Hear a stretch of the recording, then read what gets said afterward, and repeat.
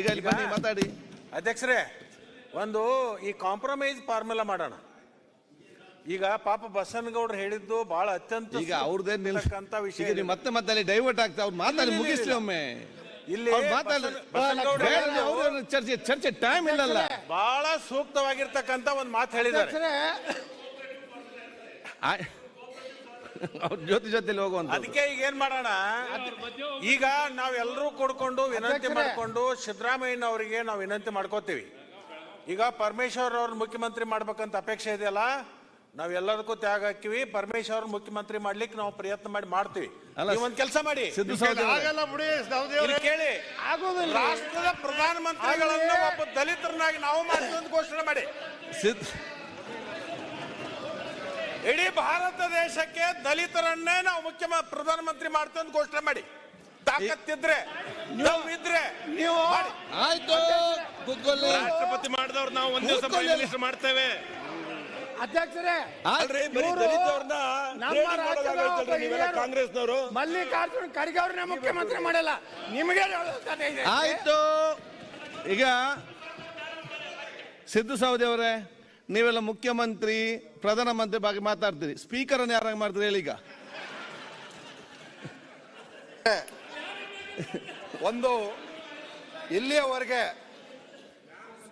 ಸ್ವತಂತ್ರ ಭಾರತದಲ್ಲಿ ಸಹಕಾರಿ ಕ್ಷೇತ್ರದಲ್ಲಿ ವಿವಿಧ ಹಂತದಲ್ಲಿ ವಿವಿಧ ಸಂದರ್ಭಗಳಲ್ಲಿ ಸರ್ಕಾರ ಸಹಕಾರಿ ಸಂಸ್ಥೆಗಳು ಅದು ವಿವಿಧ ಸಂಸ್ಥೆಗಳ ಬಗ್ಗೆ ನೆರವು ಬಂದಿರತಕ್ಕಂಥದ್ದನ್ನ ನಾವು ಕಣ್ಣಾರ ನೋಡಿದೀವಿ.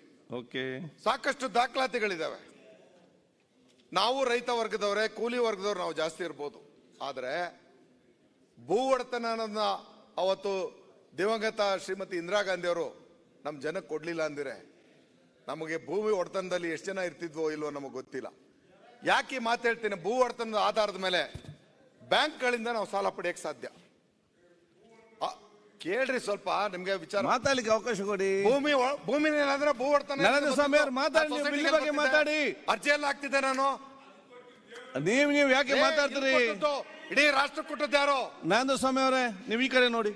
ಇಲ್ಲಿ ಈ ಆಧಾರದ ಮೇಲೆ ಆ ಕೃಷಿಕನಿಗೆ ಸಾಲ ಸವಲತ್ತುಗಳು, ಸಾಂದರ್ಭಿಕವಾಗಿ ಸಾಲ ಮನ್ನಾ, ಈ ಎಲ್ಲ ನೆರವು ಬಂತಲ್ಲ, ಆ ವಿಚಾರದಲ್ಲಿ ನಮ್ಮ ಪಾಲೆಷ್ಟು? ಈ ವಿಚಾರವನ್ನು ನಾವು ಪ್ರಶ್ನೆ ಮಾಡ್ಬೇಕು ತಾನೆ. ಅದರಲ್ಲಿ ಮೀಸಲಾತಿ ಬಂತ? ಹಾಗಿದ್ಮೇಲೆ ಈ ರಾಷ್ಟ್ರದ ಸಂಪತ್ತಿನ ವಿಚಾರದಲ್ಲಿ ನನಗೆ ಪಾಲು ಬೇಡವಾ? ನಾನು ಭಾರತೀಯನಲ್ವಾ? ನನ್ನ ದುಡಿಮೆ ಈ ದೇಶಕ್ಕೆ ಬಿದ್ದಿಲ್ವಾ? ನನ್ನ ಬೆವರಿನ ಹಾನಿ ಈ ದೇಶದಲ್ಲಿ ಇಲ್ವಾ? ಆಯ್ತು. ಈ ದೇಶಕ್ಕೆ ಪ್ರತಿಯೊಂದು ಹಂತದಲ್ಲಿ ನಮ್ಮ ಹೋರಾಟಗಳಿಲ್ವಾ?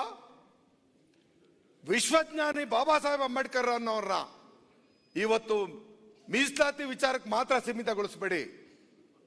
ಆ ಜ್ಞಾನದ ವಿಚಾರವಾಗಿ ಅರಿವನ್ನು ಅರ್ಥಕೊಳ್ಬೇಕಾದಂತ ಸುಸಂದರ್ಭವನ್ನ ಈ ರಾಷ್ಟ್ರ ನೋಡ್ಬೇಕಾಗಿದೆ.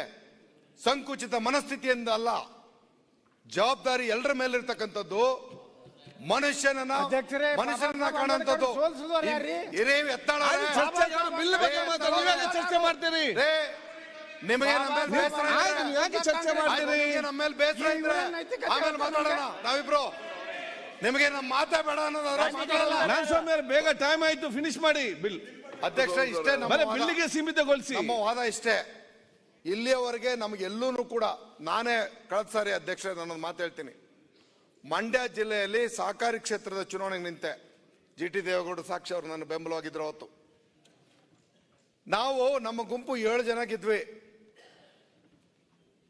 ಇನ್ನೊಂದು ಗುಂಪು 4 ಜನ ಗೆದ್ರು, ನಮ್ಮ ಜಿಟಿ ದೇವೇಗೌಡರ ಪಕ್ಷದ ಕಡೆಯವರು. ನಾವು 7 ಜನ ಗೆದ್ರು ನಾನು ಅಪೆಕ್ಸ್ ಬ್ಯಾಂಕ್ ಹೋಗ್ಬೇಕು ಅನ್ನೋ ಪ್ರಯತ್ನ ಮಾಡಿದೆ ಅಧ್ಯಕ್ಷ. ಪ್ರಥಮ ಬಾರಿಗೆ ಅಪೆಕ್ಸ್ ಬ್ಯಾಂಕ್ ಬರೋದಕ್ಕೆ ಒಂದೇ ಒಂದು ಓಟ್ ಬೇಕಾಗಿತ್ತು, ನಮಗೆ ಒಂದೇ ಓಟ್ ಬೇಕಾಗಿತ್ತು ಅಧ್ಯಕ್ಷ. ಷಡ್ಯಂತ್ರ ನಡೀತು ಮಂಡ್ಯದಲ್ಲಿ. ನನ್ನನ್ನು ಯಾವುದೇ ಕಾರಣಕ್ಕೂ ಅಪೆಕ್ಸ್ ಬ್ಯಾಂಕ್ ತರಬಾರ್ದು ಅನ್ನೋದಕ್ಕೋಸ್ಕರ ಎಲ್ಲರೂ ಒಂದಾದ್ರು, ನನ್ನನ್ನು ಅದರಿಂದ ಆಚೆ ಇಟ್ರು. ಈ ಮೀಸಲಾತಿನ ನನ್ನ ರೀತಿ ಎಷ್ಟೋ ಜನ ಹೋರಾಟ ಮಾಡಿ ಮುಂದೆ ಬರ್ತಿರ್ತಕ್ಕಂಥವರಿಗೆ ಗೇಟ್ ಓಪನ್ ಮಾಡ್ತಾ ಇರ್ತಕ್ಕಂಥ ನಮ್ಮ ಸರ್ಕಾರದ ಬದ್ಧತೆಯನ್ನ ಮುಕ್ತ ಕಂಠದಿಂದ ನಾನು ಹೊಗಳಿ ಅದನ್ನ ಬೆಂಬಲಿಸ್ತಾ ಇದ್ದೇನೆ. ಈ ಅವಕಾಶಗಳು ಯಾರಿಗೂ ತಪ್ಪಬಾರದು.